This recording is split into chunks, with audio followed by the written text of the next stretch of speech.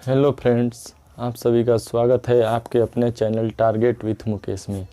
आइए आज हम लोग समास के अगले अध्याय को पढ़ेंगे, यानी तत्पुरुष समास को पढ़ेंगे। ठीक है, तत्पुरुष समास को जानेंगे। तत्पुरुष समास होता क्या है, तो पहले तत्पुरुष समास के परिभाषा को देखेंगे। तो तत्पुरुष समास की परिभाषा में दिया जाता है, इसमें उत्तर पद यानी क्या होता है, प्रधान होता है। इसमें क्या होता है, उत्तर पद प्रधान होता है। उत्तर पद क्या होता है, प्रधान होता है। और प्रधान होने के साथ साथ दोनों पदों के बीच कारक चिन्ह छुपे हुए होते हैं। दोनों पदों के बीच कारक चिन्ह छिपे हुए होते हैं। कारक चिन्ह छिपे होते हैं। ठीक है, यानी दोनों पदों के बीच क्या होते हैं, कारक चिन्ह छिपे होते हैं। पहली बात ध्यान रहेगा कि पूछेगा किस पद का किस समास का द्वितीय पद प्रधान होता है। तो द्वितीय पद किस समास का होता है, तत्पुरुष समास का होता है। ठीक है, कौन से समास को हम देख रहे हैं, तत्पुरुष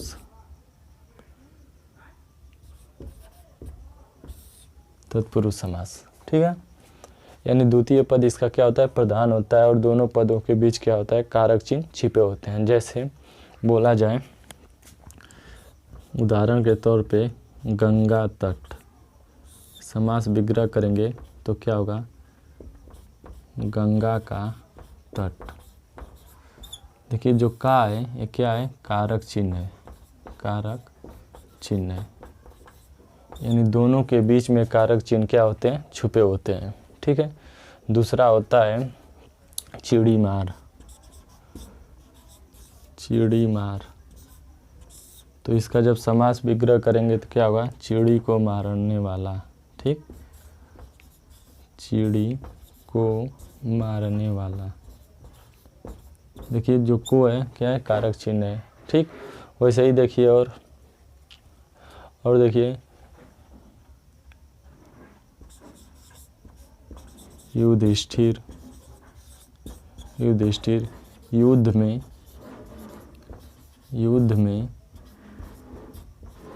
स्थिर। युधिष्ठिर युद्ध में स्थिर युधिष्ठिर। आइए और से देखते हैं इसका उदाहरण। जैसे बोला जाता है राजकुमार। क्या बोला जाता है, राजकुमार। एक साथ लिखेंगे तो क्या होगा, राजा का कुमार, यानी राजा का बेटा। कहने का मतलब कि इन दोनों के बीच में, यानी दोनों पदों के बीच में हमेशा आपको कारक चिन्ह छिपे होते हैं। कारक चिन्ह किसी न किसी रूप में क्या होते हैं, विद्यमान होते हैं। जैसे और शब्द बोला जाए, दही बड़ा। दही बड़ा, ठीक, यानी दही में डूबा हुआ बड़ा। दही में डूबा हुआ बड़ा क्या होगा, दही बड़ा।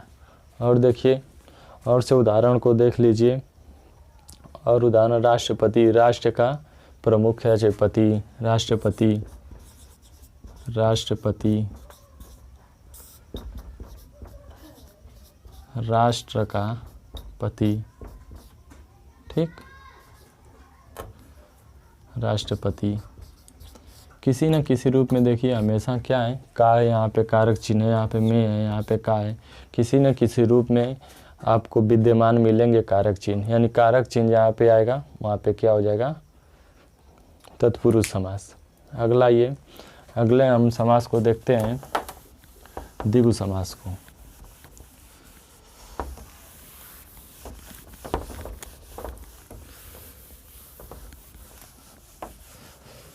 देखिए अगला कौन सा समास होता है, द्विगु समास। देखिए इसमें क्या होता है, द्विगु समास में पहला पद जो होता है संख्यावाची होता है। ठीक है, पहला पद क्या होता है, संख्यावाची होता है। पहला पद संख्यावाची होता है, यानी किसी न किसी रूप में पहला जो पद होगा वो क्या होगा, संख्यावाची होगा। ठीक है, जैसे उदाहरण के तौर पे चौराहा यानी 4 राहों का समूह क्या कहलाएगा? चौराहा। यानी देखिए चौराहा, तिराहा,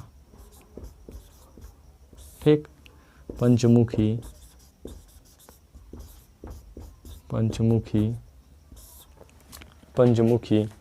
और देखिए और क्या हो सकता है इसमें? त्रिमूर्ति, इसमें और क्या हो सकता है? त्रिमूर्ति, पंचवटी। देखिए पहला पद 5, पंचवटी, पंचमुखी, तिराहा, चौराहा, यानी हमेशा यानी पहला पद जो होगा यानी क्या होगा? संख्यावाची। इसमें चौराहा यानी 4, तिराहा यानी 3, या पंच मतलब 5, मतलब 3, पंच मतलब 5, ठीक है। और से बहुत से उदाहरण हो सकते हैं। देखिए और उदाहरण क्या हो सकता है, मान लीजिए और इसका उदाहरण देखा जाए। बस ये ध्यान रहे कि जो पहला पद होता है क्या होता है? संख्यावाची होता है, ठीक है। देखिए क्या होता है? पसेरी, ठीक। पसेरी किसको बोला जाता है? 5 किलो को यानी 5 kg को क्या बोला जाता है? पसेरी, ठीक है। और से देखिए और हो सकते हैं उदाहरण, बहुत से उदाहरण हो सकते हैं। और देखिए दिगु का हो सकता है त्रिकाल, त्रिगुण,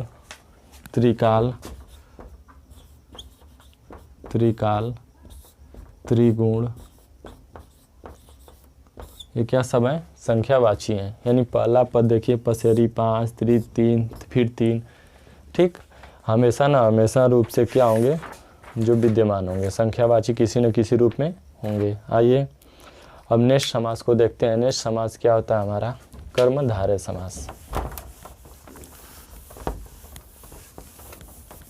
नेक्स्ट समास को देखते हैं, कर्मधारय समास।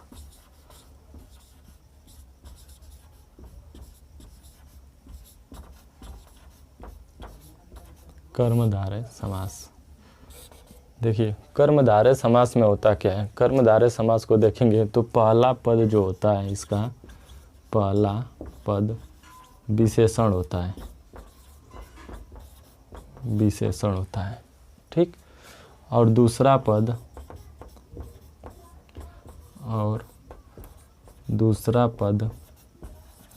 विशेष्य होता है,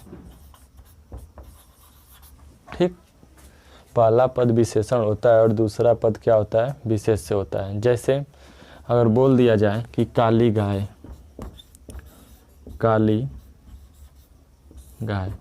तो इसमें क्या है? जो काली क्या है? विशेषण है, यही तो है, विशेषण है। गाय क्या है? विशेष्य है। यानी अगर विशेष्य से, यानी विशेष्य का मतलब द्वितीय पद से, ठीक ना। यानी द्वितीय पद से हम अगर क्वेश्चन करें कि गाय कैसी है, आंसर मिल जाएगा काली। गाय कैसी है, तो क्या आंसर मिल गया? काली। तो यहाँ पर क्या होगा? कर्मधारय समास हुआ। जैसे अगला लिख दिया जाए लाल टमाटर, टमाटर कैसा है? लाल है। यानी जो पहला पद है वो क्या हो जाएगा? विशेषण, और दूसरा पद क्या हो जाएगा? विशेष्य। जैसे अगला और लिखा जाता है, क्या लिखा जाता है? काली मिर्च, तो क्या हो जाएगा? मिर्च कैसी है? काली। देखिए दूसरा पद जो होगा वो विशेष्य है और पहला पद क्या है? विशेषण है, ठीक है। और एक शब्द लिखा जाता है बहुत कन्फ्यूजन वाला, लूली लंगड़ी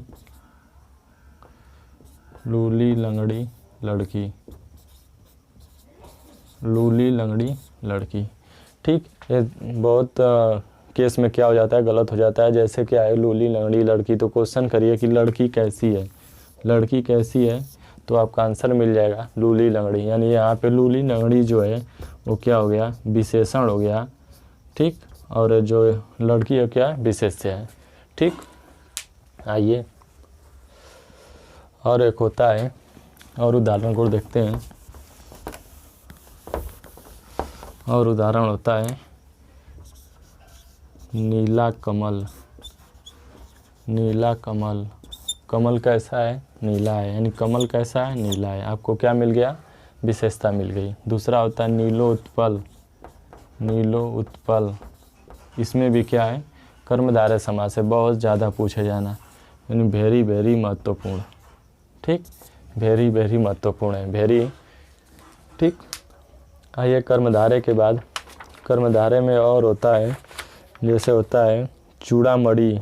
ठीक ना, चूड़ामणि यानी मणि, चूड़ामणि यानी पहनने वाली जो चूड़ामणि, इसका होता है। चूड़ामणि को देखा जाए तो चूड़ामणि जो है, यानी चूड़ा मतलब सर में पहने जाने वाली मणि।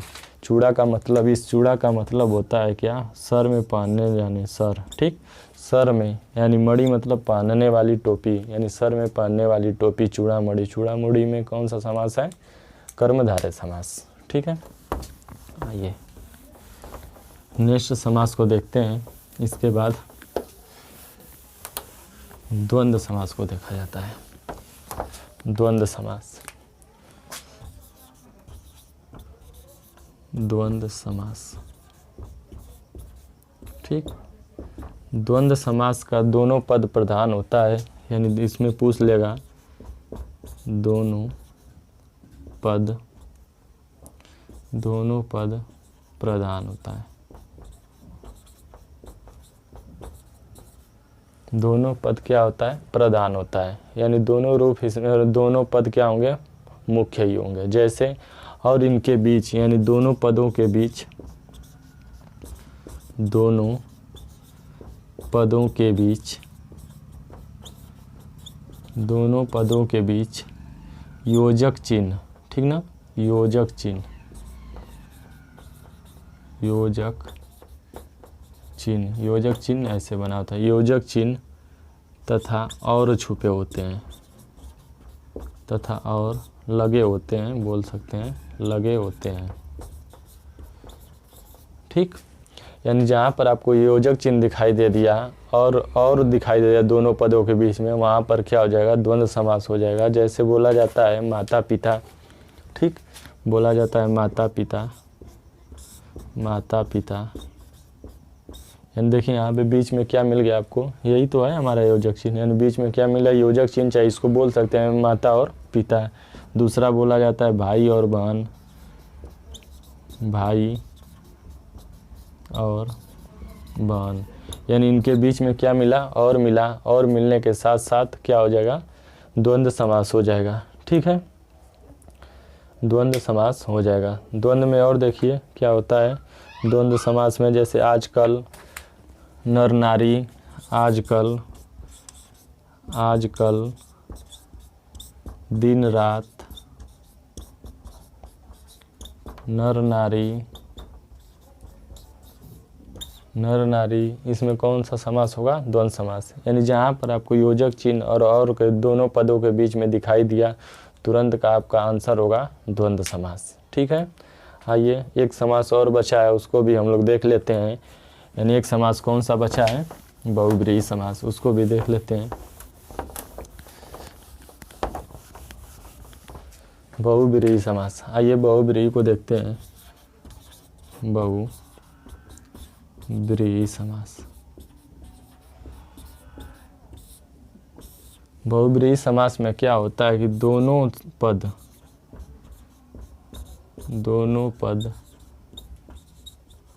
अपना मूल अर्थ छोड़कर किसी तीसरे को बताते हो।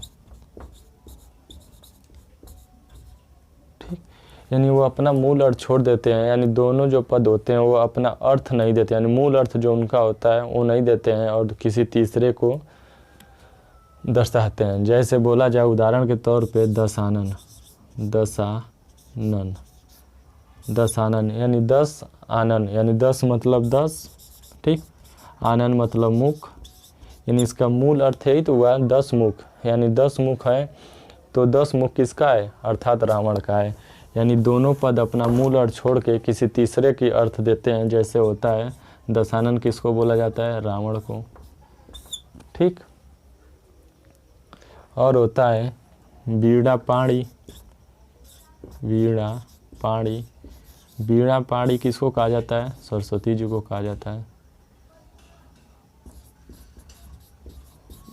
यानी एक चीज़ समझ लीजिए, जहाँ पर आप ऐसा महसूस हो कि देवी देवताओं का हमें मिल रहा है उत्तर, यानी मिल रहा है पद, तो वहाँ पे कौन सा समास होगा? बहुब्रीहि समास होगा। जैसे लंबोदर, लंबोदर किसको कहा जाता है? गणेश भगवान को कहा जाता है, लंबोदर हो गया। दूसरा शब्द बोला जाता है, दूसरा इसमें बहुब्रीहि में बोला जाता है पंचानन, पंचानन, चानन। ठीक, एक होता है नक कटा, नक कटा जो है, नाक कटी है जिसकी, ठीक, नाक किसकी कटी है? सुपनेखा कटी है। गोपाल किसको बोला जाता है? गोपाल, गोपाल किसको बोला जाता है? कृष्ण भगवान को बोला जाता है। यानी आपको कहीं ना कहीं रूप से, कहीं ना कहीं रूप से देवी देवताओं की बात कीजिए, यानी अपना दोनों अर्थ एक समझिए, दोनों अपना अर्थ मूल छोड़ के किसी दूसरे को अर्थ दर्शाते हो, वहाँ पे क्या होगा? क्या होगा? बहुब्रीहि समास। ठीक है, बहुब्रीहि का एक सबसे मस्त नोट बना लीजिए, नोट में लिख लीजिए कि क्या होता है? संख्या प्लस शरीर का नाम, यानी संख्या प्लस शरीर का नाम, संख्या प्लस शरीर का नाम, यानी संख्या के बाद शरीर का नाम आ रहा है तो कौन सा समास होगा? बहुब्रीहि समास होगा। जैसे त्रिनयनम, त्रिनयनम, यहाँ पे त्रिनयनम, तीन संख्या, नयनम मतलब शरीर का, तो त्रिनयनम कौन सा समास? बहुब्रीहि समास। दूसरा बोला जाता है चतुर्भुज, चतुर्भुज, चतुर्भुज यानी चतुर्भुज, चार भुजा, यानी भुजा किससे संबंधित है? शरीर से संबंधित है, हाथ से संबंधित है, तो वहाँ पे क्या हो जाएगा? बहुब्रीहि। यानी एक चीज़ नोट आप बना लीजिए कि संख्या प्लस शरीर का नाम जहाँ पर आया, संख्या प्लस शरीर का नाम जहाँ पर आया तो कौन सा समास होगा? बहुब्रीहि समास होगा। ठीक है, हम इस वीडियो में पूरे बहुब्रीहि समास को कवर किए, और कवर करने के साथ साथ आप लोग अच्छे से नोट बनाते रहिए। नोट्स बनाने के बाद वीडियो को लाइक, शेयर, सब्सक्राइब करते रहिए, ज़्यादा से ज़्यादा फ्रेंड को जोड़ते रहिए। ठीक है, धन्यवाद।